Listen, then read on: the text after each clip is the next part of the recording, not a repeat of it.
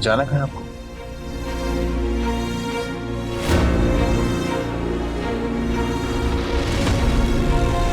मुझे तुम्हारी चॉइस बिल्कुल पसंद नहीं है।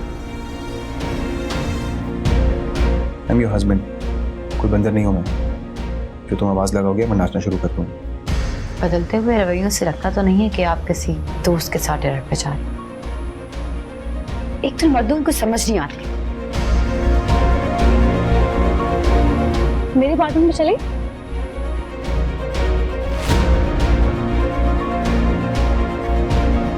हाँ लेकिन आज तो सैटरडे।